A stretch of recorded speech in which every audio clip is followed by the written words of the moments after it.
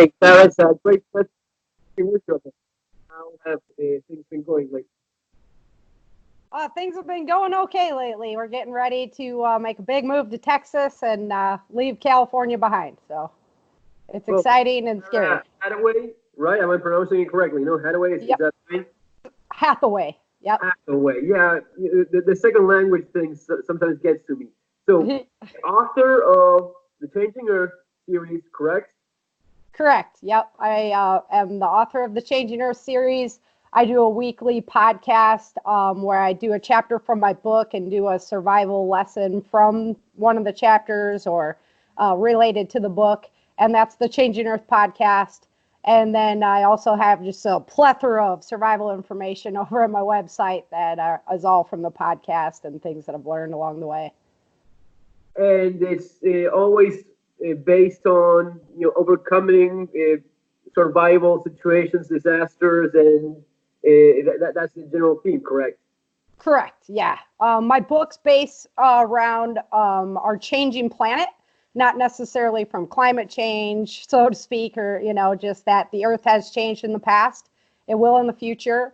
Sure. And it talks about just ways of surviving as a community, as an individual, as a society after, the Earth just starts rocking and rolling again.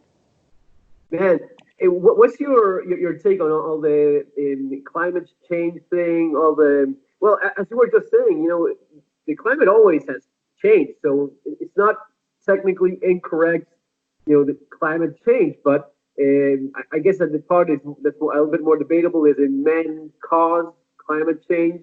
That's where Right. it's a little bit more shady, right? What's your take on all that? So it's my belief, like I said, that the Earth, we can look back and see it was Pangea. Right. These things are evident in our history that the planet is a living, breathing organism, and we just happen to Right. live on top of it. So, but the fact is, we have dug up a lot of carbon that was stored in our planet and then put that into the atmosphere. So, that's going to have some kind of effect on the planet. But on the other hand, you can go out and use a trail for years and years and years and years and years and run vehicles all over it, and it's just natty and destroyed. And if you take humans off of that for just, 4 years, Mother Nature rebounds. And Mother Nature can spew so much more things into the atmosphere way faster than we could even imagine. We've seen that this year with all the volcanoes that are erupting. Yeah, well, have you been keeping up lately with the situation in Australia with all the fires? It's pretty Yeah, bad. yeah, absolutely. And it happens in California just about every summer. And Right. all that is going out into the atmosphere. And then with Australia, all the volcanoes that have been erupting. So you have to wonder, how much really do we have an effect on that? And yes, we have been doing things. When we do fracking and we're drilling into the planet, we create extra holes that are in the earth. So when earthquakes happen and things like that, it gives it another avenue to kind of escape the planet, for Yeah. those cracks to happen and things. So, of course, we are having some kind of an effect on it, but it's just kind of amplifying the natural cycle, in my opinion. Yeah, and it's not always. I mean, it's very complex. It's not all the same, and there's difference. For example, fracking, where you're drilling and you're injecting and you're putting pressure on the ground. I see how that could be, especially in certain areas, not only just movement of large masses of earth, but also how you may be contaminating things that were not supposed to have pressure in them. I don't know if that makes sense or not. Right. Yeah, You and know? down in Southern California, we do geothermal heating. So there's volcanoes down there. We drill down at them, we blast water at it. That turns turbines, creating energy. So it's great for the humans on top. We have power and it's relatively simple process. But, was that ever meant to happen that way? So what kind of effect does that have? I don't know that that's studied enough. You end up changing things and it, maybe changing courses and contaminating sources of water that were not supposed to be polluted. I see how that could be a big mess. Now, what is? Have you gone through some of those fires in California yourself? Have you suffered any of that up close or? Oh yeah, we evacuate once a year pretty much. Really? Yeah. So they happen all the time. Luckily, our community is safe. You know, we've always we have a lot of rivers that surround us and a lot of good access points. So when the fires do start locally, we can usually get them out really fast. We have some of the best firefighters in the world, in my opinion. But yeah, so I work in insurance, selling insurance. That's my day job. And, you know, so we deal with a lot of the fallout from those types of things. Is it easy for people to buy insurance? Because one of the things over the years that I keep on hearing is, for example, folks that live in the flood-prone areas, that they kind of have problems finding the good insurance or something that they could actually afford. Is that really a problem, or? Yes, yeah, it's a problem I deal with every day now. It's gone absolutely crazy as far as the California rural marketplace goes. I don't know if people know what Agenda 21 is, but it definitely seems like it's pointed at the rural areas. And so insurance companies are no longer insuring them. Many of them, luckily, I work for, well, I don't know if I could say it on the air or not, but I work for State Farm, and they've been a true blue company. They've been holding true to their contracts and still writing in the area. But many, many companies are just canceling policies, not renewing policies. People have paid their bills for 40 years, never had a claim, and they're just non-renewed the next year. And we have a thing called the California Fair Plan. It's not actually related to California, the state, so to speak. It's like a slush fund of the insurance companies. Right. And so it's like, who can't get insurance? That's where you go. And these things are expensive. The coverage sucks. People are just paying out the ears. It's bad because one of the things, I mean, doing what I do, you know, with my website and channel, trying to give people advice. One of the things I would obviously recommend is if you live in one of these areas, get proper insurance for it. But, you know, I can tell it as much as they like, but if they cannot actually get it, it kind of sucks for them. Yeah, it's a big challenge right now. And, you know, this is happening just in the rural areas. A lot of times the fires happen in these urban areas, right? And the houses are all 80 years old or whatever. So one spark goes up and it just takes the whole thing out. But they're not paying more. They're still paying only $500 a year, where the country people are paying $4,000 a year. Well, yet one more thing. I've always been a little bit more of my advice has not always been, you know, run for the sticks, get yourself in as you know, the famous gas tank away from the city, because many times it's not really as simple, you know, as you were saying. These guys are paying a lot less than someone that is supposed to be out there in the sticks and in theory better off or better prepared, and yet they get nailed with a lot more expensive insurance. True. And, you know, when these big fires, when they happen out in the countryside, there's so few buildings that usually they can do perimeter protection on those buildings and just let the rest burn. So it might be thousands of acres with no homes lost, you know, but when it happens in these urban areas, it just takes out, you know, At the same time, on the other hand, if you are more isolated, you can control more your immediate environment and be more responsible yourself, maybe. Would that be a correct assumption? It is. A lot of the people that live in the rural areas are more used to being self-reliant. So the neighbors get out with their tractors, you know, and start pushing berms and everything before the firefighters even show up. And in the suburbs, if your neighbor messes up, you get hurt yourself, because if his house burns up, you're so close to him, no matter what you did, you're going to be getting. What would be your advice for people that live in areas that are more prone to wildfires, to these sort of events? What would be the main pieces of advice? My main piece of advice would make sure you have defendable space, right? You don't want your brush lines coming right up by your house. You don't want trees overhanging your house. Right. On top of your roof, you know, you don't want debris up there, because any kind of debris, once a little spark comes down onto it, boom, it just starts fire on top of your house, and then you're pretty much in big trouble. You know, so defensible space is key, and making sure that the firefighters have full access to your property. So we went and pushed a trail around our whole 40 acres.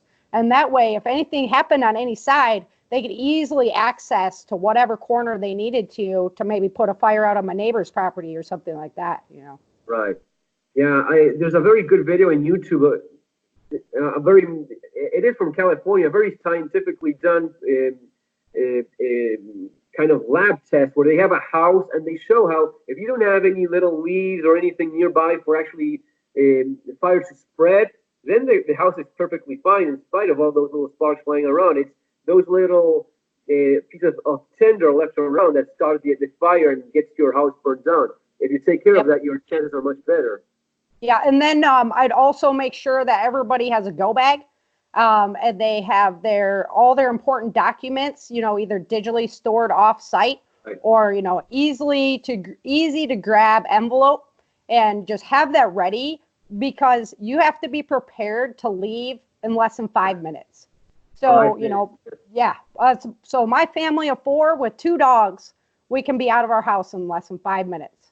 5 minutes. And my 18-year-old, I wasn't home at the time. My 18-year-old evacuated us in less than 5 minutes on his own, right? So you have to have the whole family queued up on what to do, because you might not be there and they might, be there. So there's some very good footage of Fukushima in Japan when the tsunami hit. There's a guy that runs out of the house and just seconds later a wave comes crushing in, and but sometimes it's really just seconds. Fire spreads very fast. It's just a few minutes, everything is burning very bad. Yeah, and then you need multiple routes away from your house too, right? Like we live down a 1-lane street, so we all know the neighbor who would let us have access to his property to get out to another street if we needed to. So you have to have those alternate routes planned. You have to know where you're going, and maybe have a good 4-wheel drive vehicle to get you there. Yeah, absolutely. So how did you first get started with writing? Has it always been a passion of yours, or something that developed over the years? Tell me a little bit about that. So I've always done creative writing. I was never much of a drawer, but I liked to express myself artistically. So I always did poems and stuff like that when I was younger. And then I started college, and I was doing business school. And my instructor told me, you write too flowery.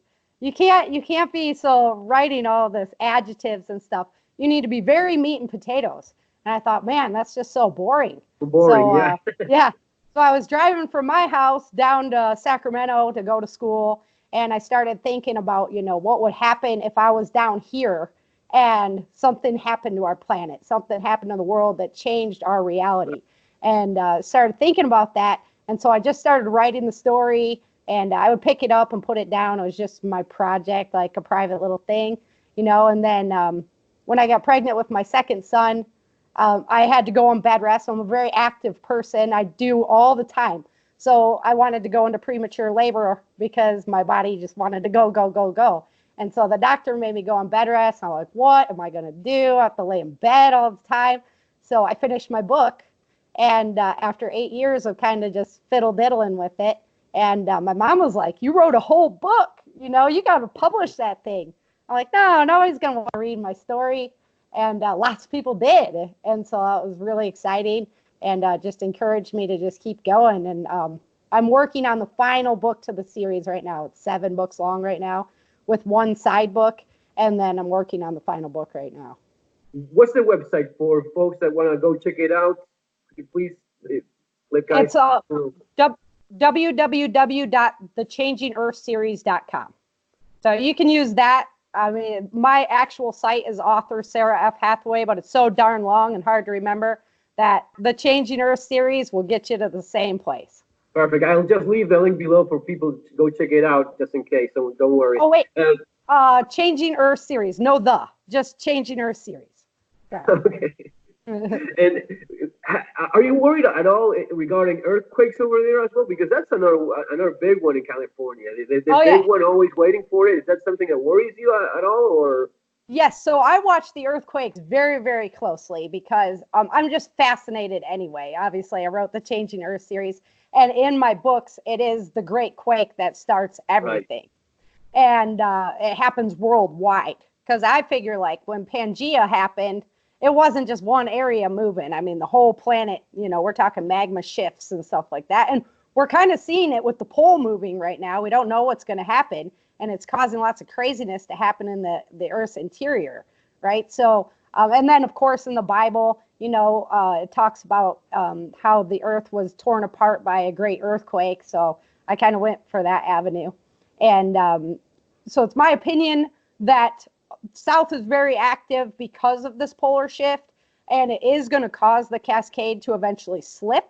And that could cause Yellowstone to go, which could cause the New Madrid to go. And the New Madrid is actually in the center of the United States. And when it went in the 1800s, it caused the Mississippi River to flow backwards. It blew sand out of the air. Yeah, just massive, huge upheaval and downheaval and lakes being formed. And because that's one thick plate, it rocks the whole area. So church bells in South Carolina were going off, when the earthquake was over in Missouri. So it's phenomenal stuff to study. And so it's just my opinion that it would kind of cause that cascade effect and then affect the whole globe. The San Andreas thing is pretty much like unavoidable in a rather short time span, right?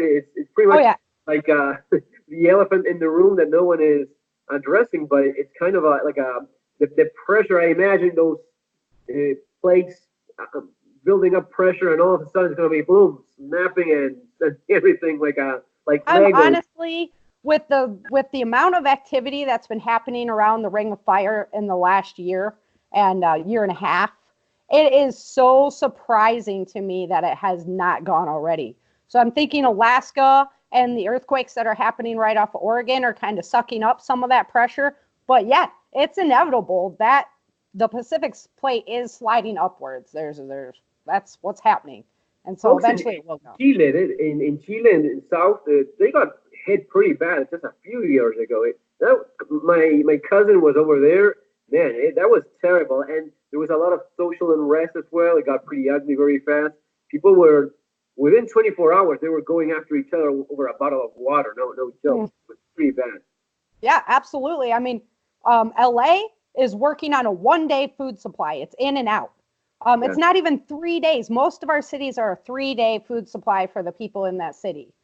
But LA is working on 1 day. They are that in and out of a society. And it's so frightening because when you have that many people packed in there, they can't be doing food storage and stuff. Where do you have room for that, Besides, I also, I think it's so cultural. For example, the Asians, Japanese, those folks are like more like kind of very tidy and very organized, and they wait for instructions. They don't mess anything up. Now, I don't see that happening over there in California. They're going to be going after each other in a matter of minutes. Yeah, very independent people. Even compared in the United States, the West Coast to the East Coast, the West Coast is a very kind of rootless existence. I don't know if it's because of the sunshine and everybody's, in the East, you get those hard winters and you're forced to kind of be inside with your family for a while and stuff like that. Right. But, out in California, it's just kind of like you just go. I mean, you're just kind of you and charting your own course. And in the big city like LA, that sort of place, that's even worse. The cultural aspect would be. I mean, it's already pretty messy. We were talking the other day about all the tent cities, all the people living on the streets, all that sort of stuff. They're already living in the streets right now. Imagine when a disaster piles up on top of that. Yeah, those are some of the people, though. I go and pick their brains, because they're living it every day, right? So, like, what are you eating? And they know how to wild forage, and they know what water you want to drink and what water you don't. And they know how to stay warm when it gets cold. I mean, there's some savvy people. So there's something to be said for everyone. It's my opinion. You can always learn something from everyone, even if it's not what to do, So yes, exactly. Yeah, even the bad choices made in life. I mean, man, I don't know about yourself, but as time goes by, I try to be a lot less judgmental than I used to be. I used to be much more of an awful bastard than I am now. So I try to be a little bit more, put myself in the shoes of other people and that sort of thing. I guess there's a lot of mental illness as well, lots of drug problems. So right? Not only there is a lot of mental illness and a lot of drug problems, and a lot of people know they're going to get the free handout. If they come to California, they're going to get insurance, they're going to get free abortion, they're going to get all these things that, are horrible. However, I will tell you, my husband and I both make really good money. and the house that we live in is sold, and trying to find a place to live in our area, that's not extremely overpriced, and that, a family of 5 could live comfortably in and not be on top of each other and everything. It's just impossible. And then if you want to go rent a place, family of 5, so, the rent's like $2,900 a month. It's like, who can afford to do that, right? So, I mean, it's really, really challenging. It's driving out a lot of families because we just can't afford to live here anymore. It's possible, yeah. Yeah. So, if we didn't have the resources that we have as a family, we might be looking at some kind of the same situation. We'd suck it up and go into a 2-bedroom, 1-bath house or something, Yeah.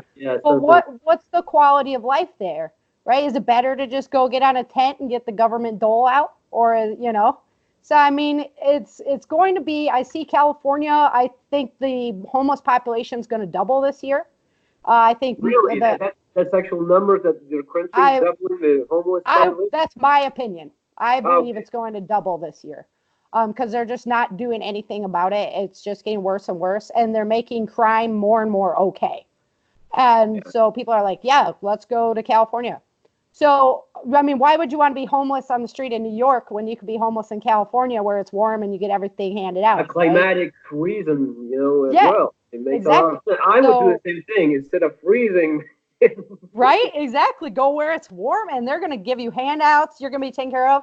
I mean, so I think California is just going to push itself to the point where it's the extremely wealthy and the extremely poor. And that's all that's left. No more middle class. Man, I think that's happening more and more in many parts of the world. I live in different places. I travel quite a bit. I see different things. I would say it's common in many developed countries that it didn't used to be like that. That had more of the middle class in general. I think it's suffering quite a bit. Quite a bit. Everything else is so polarized, politically speaking, and also now a little bit more socially. I don't know. The way things are going seems. I don't think it's a good trend. I agree. It's scary. It's scary. It kind of sucks. But let me know, what's your opinion on what's happening right now with Iran? All this thing happening. Are you a little bit worried? Not at all. What's your take on all of this? I'm not overly worried. I think they're blowing it way out of proportion. Wars are won with economic prowess, political prowess, or military prowess. And Iran doesn't really have any of those things. No. I mean, and I don't see any, they're like, oh, World War III. Who is so big that's backing them? Who is the world divided between? That's not true at all. I think they're just blowing this out of proportion to just, have something else to talk about besides how stupid we look for trying to impeach Trump. Right. I got into, because I did a video about this for my channel, that I don't believe any. I think that this was mostly like a start of the year. I mean, the timing for all this. Start of the year, a new project so as to get a few more contracts on the road. Right. So, I mean, that's my opinion on it. I may be absolutely wrong, but I don't think it's any good. I mean, what's the point of it? What would be the objective of this? Like, what, go to Iran and invade Iran? Who wants to do that? They don't even want to live there. Who the hell wants to go there? Right. Yeah, it's my opinion. Trump just wanted to stop any future escalation. He just wanted to, be like, hey, we're not letting this happen on our watch this time. We're not letting another Benghazi happen. Do you think it was happening? Something was escalating already, or was it more of a statement of the start of the year? Do you think if he hadn't made a first strike, something would have happened, or not? It's tough to say because you can never really see, right? We just see the flatness. We don't see the colors of the box. We don't see the depth of the box, right? We don't know the intricacies that exist in there. So that's not really in my position to say, whether or not that was going to happen or not. I do know that a lot of times it's just smoke screens, but I would hate to think that we would take anybody's life for just a smoke screen. I'd like to believe that there was, just cause behind that happening. And, no matter who the person is, I believe everybody's a child of God and everybody deserves a right to live, So, I mean, I would hate to think that we took that life just needlessly, just for a political show, although it's definitely happened in the past. So you just never know. And also, what's also funny in a tragic way, because as you're saying, none of this is funny. We try to make light of pretty bad things, but the way the Iranians reacted, like eh, sending a few missiles but not hitting anything, was like so strange, like Yeah. saber rattling kind of thing. So the Department of Saving Homeland, face, right? yeah, the Department of Homeland Security did put out, a warning about maybe homegrown attacks, people that are here that would do homegrown attacks or cyber attacks, things like that. But honestly, I just don't think that any wars in the future are going to be fought the way we did in the past. I think it'll be more of a technology attack and stuff like that, because you could really cripple the United States by just, attacking our infrastructure as far as our electronics go. That was also something that I mentioned in my video about Iran. That this is the kind of thing that would some of these crazies are a little bit on the edge about especially religious extremist type of terrorist thing. This is the kind of thing of they took one of us, so I'm gonna be shooting a mosque. That's more of the thing that I'm a little bit more worried of, or the people I try to address in my channel. Like because of this other guy is gonna be looking for payback in a mall in Minnesota or whatever. Right. Yep. That, So they just said, be situationally aware, keep your heads up, and be aware of your surroundings. So what is that you do yourself, like in preparedness for your normal daily life? In terms of, I talk about stuff like EDC and concealed carry. What is that you do in those aspects? yeah, so I do concealed carry as well. And then I'm highly involved in martial arts. I'm a third-degree black belt in Taekwondo. I train sports jiu-jitsu and groundwork and stuff. Just because if I don't have bullets, I still want to be able to protect myself. So Right. self-defense is just. And then if learning close quarters combat, it's just phenomenal to me. I love that. I love staying in shape, and I always want to know I can protect myself without my man or my gun if I had to. So I'm just being very situationally aware, especially because we do have the homeless population growing, even in the town that's right by where I work and stuff. So just being really situationally aware, making sure I'm on top of my self-defense skills, and then making sure that my shooting skills are still up to par so I can confidently protect myself. In terms of firearms training, have you gone to any of the bigger name schools? No, Or I haven't yet. I'm gonna things? make it out to James Yeager School. That's on my bucket list for Yeah, sure. So I'm a getting good ready guy. to. Yeah, definitely. Yeah, Yeah. yeah, he's a lot of fun. So I'm moving to Texas right now, and I've got another good friend down there, Ben Brenham, and he does shooting instruction and stuff as well. So I'm gonna get out to some of Ben's classes and just stay with it. Other than that, I'm a country girl. So I've been shooting Right. my, rifles and shotguns, and then I'm much better with rifles and shotguns You since keep a I was rifle just. for home protection. You prefer a rifle, a shotgun? What is your preference in that regard? So I keep a shotgun for my home protection. I load it with double out and slugs, and just that's kind of like if somebody knocks at the door, my husband goes to the door, and I go for the gun, kind of thing. If we don't know who's here. So yeah. And what about your kids are also involved? What is it Mm. in terms of they like the lifestyle? Is it something that interests them? Because sometimes what it happens to some of us guys is that our kids are not really as in. I mean, it's not my case, but I know of other guys that tell me my kids are just not into any of this, and they just Right. like Yeah. In your case, are they into it or not so much? Yeah, my son is also an instructor in Taekwondo. He's a first degree Okay. black belt. Yeah, he's 19, and then my little son's a red belt right now. But preparedness has just always been our lifestyle. And so from the time my son was my oldest was really little, we did a lot of camping and we did survival experiences. And he really valued having the responsibilities of like, hey, this is your job. You're going to start the fire while we do Right. these jobs, right? And so he really valued that. And I threw like survival parties for him, like birthday parties where like everybody got a little EDC kit and stuff like that. and we did, obstacle course race or putting up the tarp shelter and just learning things through games and having fun with it instead of like making it a kind of a serious doldrum kind of thing. And so they really love it. But my son started college in California, liberal land, and he had He's gonna be a this, Marxist in a couple of years, though. right. He had liked this girl, and so he asked her, to go out, and she started asking questions about him. Well, what does your mom do? Well, my mom writes post-apocalyptic fiction, and she teaches, natural disaster preparedness. And she's like, oh, that runs in genetics. That's a genetic default, and I can't date you because of that. I was like, what? Really?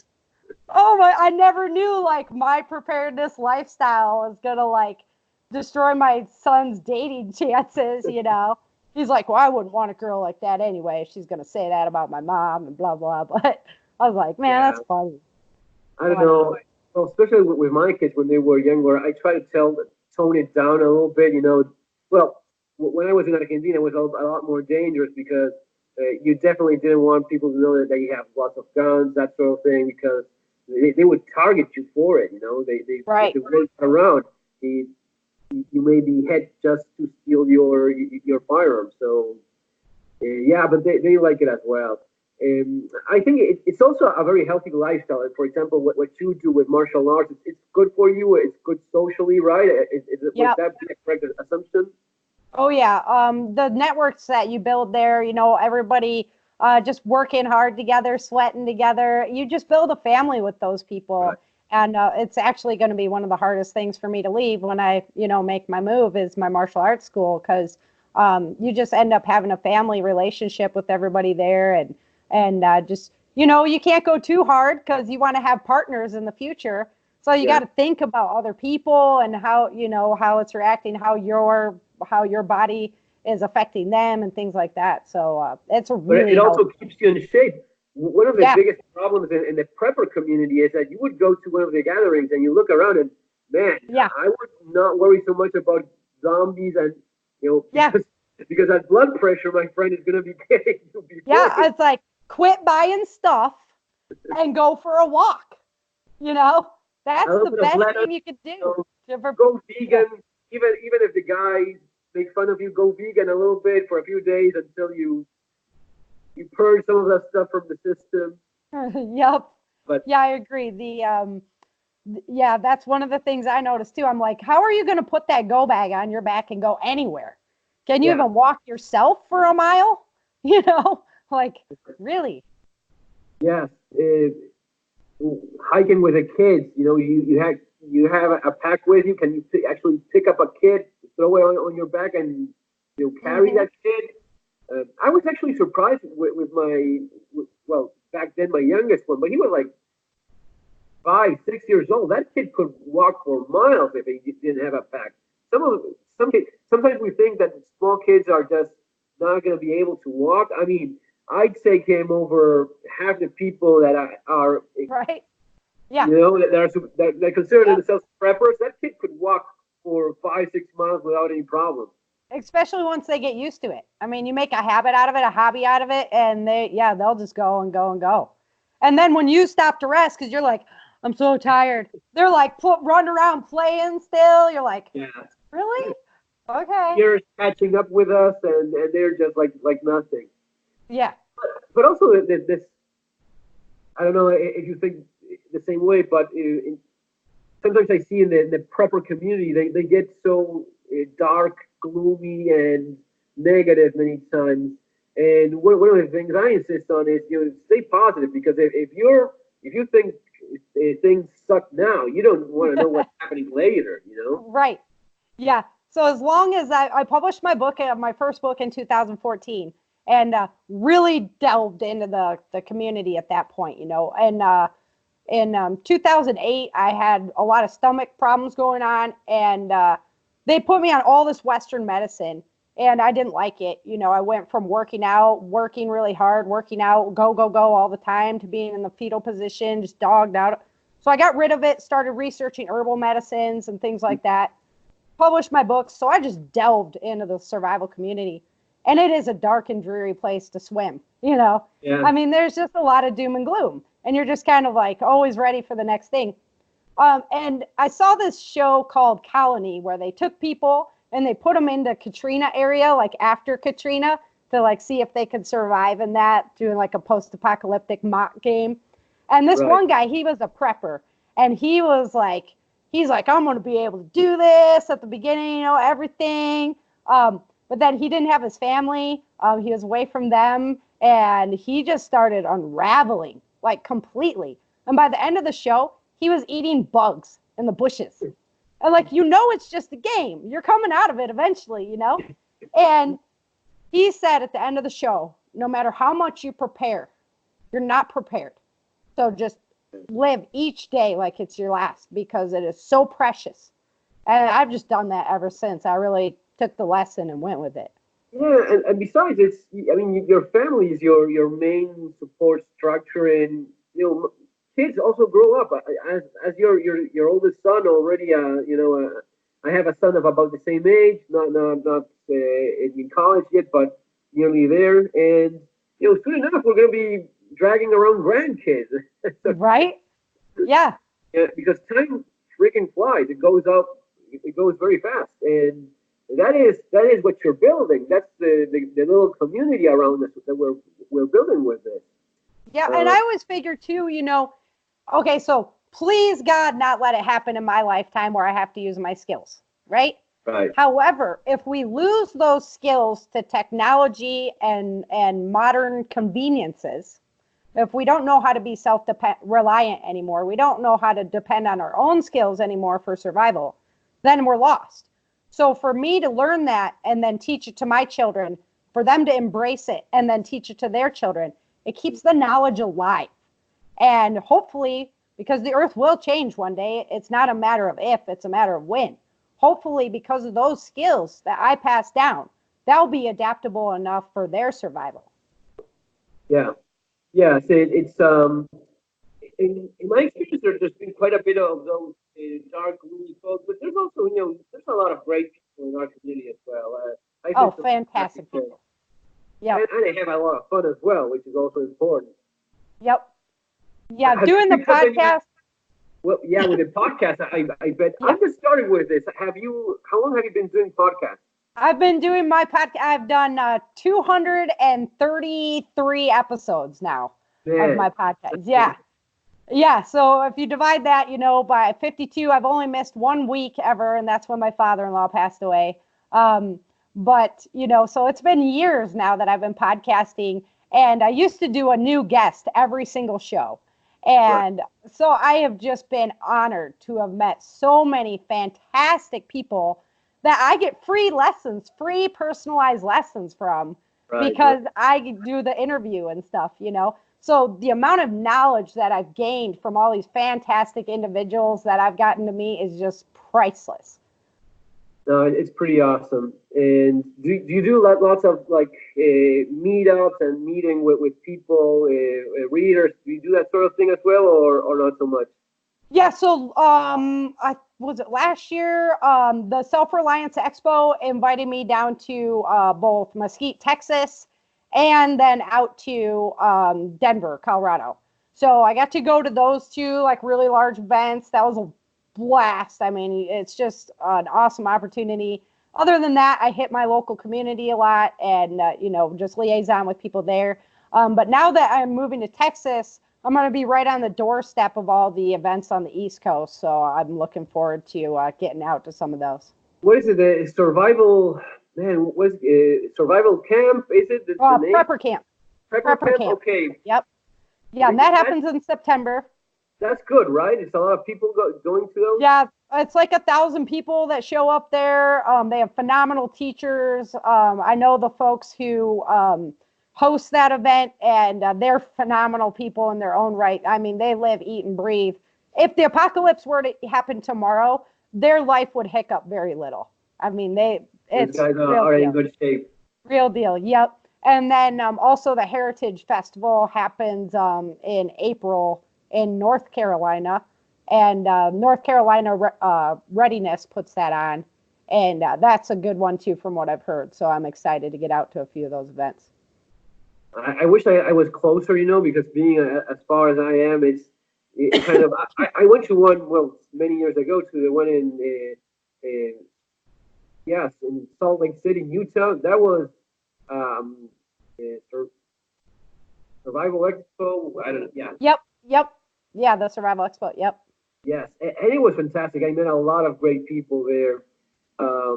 I met Jack Spirko from the Survival Podcast, great guy as well. So yeah, those are fantastic, and you network with a lot of folks that have some of the same ideas. It, what is it that you do so as to besides martial arts? Something else I wanted to ask you about. Do you do anything? Do you have any routine, like you go to a gym and something specifically, or just most martial arts? So my martial arts training is just so my time is split. I'm writing a lot of books, and then producing my podcast is huge, and I do big write ups so that everybody's got lots of information. I'm doing that every week, plus working full time job, plus Yeah, having my kids. uh, My time is like pretty darn limited, not a lot of and time. I just never have enough, right? And so on the weekends, we play airsoft a Yeah, lot. that's fun. Yes. Yeah, so we do that, and that's good practice. I mean, so you're definitely not. It doesn't hurt like anything, like real shot or anything. But man, those things really do sting. You don't want to get shot by them, and you learn a lot about evasion and things like that. And then we do a lot of hiking and whatnot on the weekend as well. Have you been doing this airsoft thing for some time now, or you just got started? No, we've been doing it a couple years. We have a group that Oh, comes really? out and we all play together, and yeah, it's good times. Sometimes we Yeah. might party a little too much, so your accuracy is not as good then. So you learn, like, if you're in a survival situation, Yeah. don't be stupid, because if No, I something mean it's happens. fantastic. It's something that it's muscle memory. You're going to be practicing, and especially if you were kind of, I'm thinking if you do it smart, with guns, with airsoft guns are kind of similar to ones. Yep. I mean, I have a little Glock BB that is, I can put those two side by side, and you wouldn't know that that's not the real thing. And well, it is made by Glock, so it's licensed. And it's a BB gun that you can use in your backyard, just plinking, and you're going to be practicing. I think the airsoft thing has its value, and it's not as expensive as actual ammunition, which is a big Right, one. or paintball. Paintball is pretty expensive, and the guns are a lot less like real guns. So like airsoft guns, it's an AK-47. It looks like an AK-47. It pretty much weighs the same as an AK-47. So you get used to holding it up and walking around with that weapon. I'm so little that I do duck walk like all day because nobody can find me when I'm that small. So it keeps you in good shape, and yeah, have fun.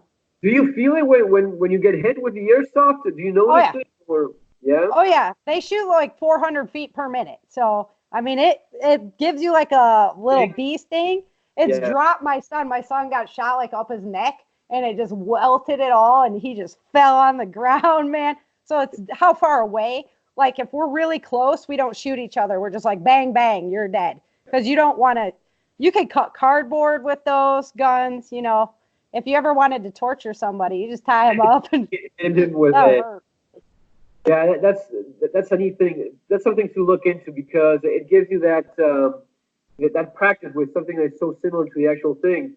And then when you combine it with shooting sports, you get the best of both worlds. Yep. Do you do anything special in terms of diet, food, some stuff that you like eating or stuff that you like avoiding? Uh, What is your diet like in your family, for example? okay, so my martial arts instructor is a nutrition expert. So Okay, he's always on me about, eating properly, eating multiple meals throughout the day. I tend to be so busy, I don't think about eating. So I have to make sure that I'm eating those multiple meals throughout the day. We go organic because with gluten, I found out that I'm gluten sensitive, but it's the chemicals that they're using on the gluten that really affects me. So I could eat bread and stuff as long as it's right. organic. It hasn't been exposed to those chemicals. And so we just be really careful there. My husband has some arthritis in his hips. So we try to not eat potatoes. We eat like sweet potatoes instead.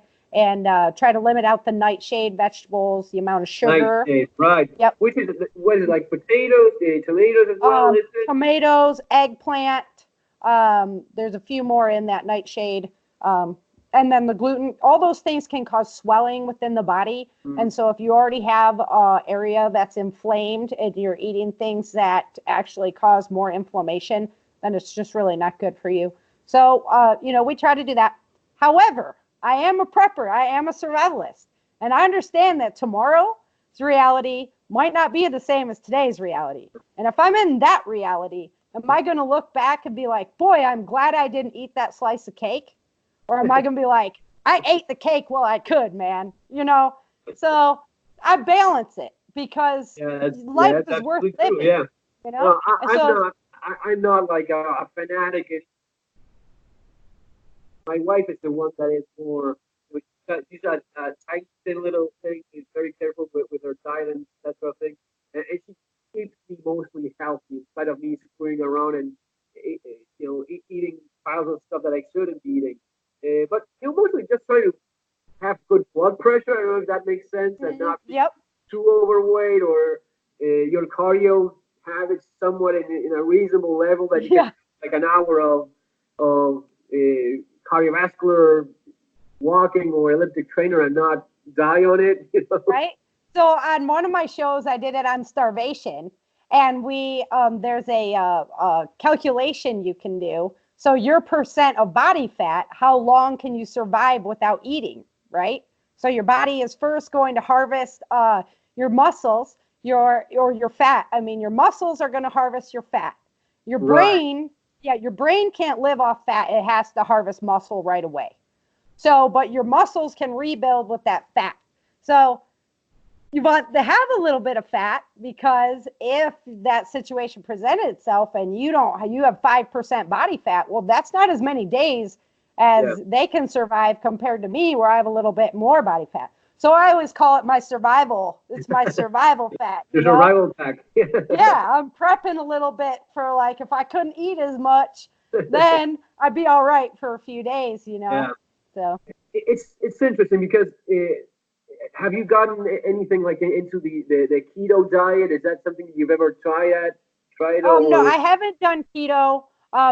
We targeted mostly for the anti-inflammatories because I'm getting older. The amount of abuse I put on my body still with sparring and all that, I want to reduce the inflammation. So that's where I'm at. Like I said, the keto is basically proteins, right? A lot of proteins in that. Yeah, and it's mostly meats. People some people are very big on it. My instructor is. Yeah, they're very. Yeah, I lost a bunch of weight and they're very happy with it. Now the thing is, when they do that, they have no carbs in the body, so it's mostly fat. And it is true that the body naturally, because for example, if I go a day of diet, a day without eating anything, you will go into ketosis naturally, because it's the natural mechanism in which if you're hunter gatherer and you don't find anything, you start burning your own body fat, and then you go into ketosis naturally and start burning your fat. And it is true that when you go into that state, if you go like intermediate fasting, going a few hours without eating, or maybe 24 hours, your brain starts working in a more efficient manner. I think that's somewhat true based on what I tried a little bit. Yeah. My instructor was like, "Oh, you should try a fasting and all this," and I'm like, "You know what? I will. As soon as doomsday hits, I'll be fasting. I guarantee it." But the thing is this. For example, you are a very small, petite woman. My wife is also the same. So, for example, if I go for a day fasting, I'm without any problem. I can go 2-3 days without eating anything. Nothing's going to be happening to me. Now, if she does that in just a few hours, because she's tiny and petite, she has no reserves. There's very little in terms of how long she could go without any, any more energy. So you're probably in that same boat. Yeah, that's what I found out when we did that equation. Chin had like 18 days to live, and I had like 12, and I'm like, hey, wait a minute, this isn't cool. So I was like, well, maybe I can have another slice of cake, you know? Yeah, and having a good time. I mean, if you're not enjoying any of this stuff, as we were talking before, some folks are very negative. And I mean, I know people that ended up having families break apart. They got divorced because the wife couldn't put up with their BS anymore. And Crazy. yeah, they Yeah. just went went on the wild side and ended up. What's the point then? I mean, Yeah. the let it Yeah. end. You ended up in a awful divorce. You lost your wife, your kids, and Right. Moderation. doing Moderation all the time. basically. Although my coworker does call me fault line. You are more extreme in your. Well, I'm always like, we're gonna insure that house. That's right on a fault line, you know. Like, what are they doing? They don't have earthquake insurance. Oh my gosh, they're like right on the fault line, you know, because California is just riddled with them. You're gonna So be falling into one of those sinkholes, one of yeah, yeah. the earth opening and the guys going in there. Well, those things are they swallow entire houses when they happen, right? Oh They yeah, it's legit. And like one guy, his brother went into the sinkhole and they never saw him again. Like he was gone. disappears. Yeah. I was Parallel like, they universe. didn't ever found the body or anything. Yeah, it was crazy. Yeah, it's miles under the earth. Yeah, it was, That's that is nuts. hey, it's been great talking with you, and it's an absolute pleasure. And we should do this again sometime. That'd be excellent. Yeah, I really enjoy having you on my show and then having this conversation. Yeah, good times. So anytime I'm available. Perfect. Do it. Fantastic. So one more time, let everyone know where they can find you, your website. Okay, Changing Earth series. You just www.changingearth series. You'll find my books, my podcast. You can order autographed copies of all my books and everything straight from me from there. And the information about my podcast, all the past shows, all that survival information. There's just a plethora of good stuff there at the Changing Earth Podcast.com. Okay. I'll ask Chen to send me the links as well, so I can keep those below for people to check out. Okay. Perfect. Have a fantastic day. Bye bye. Thank you.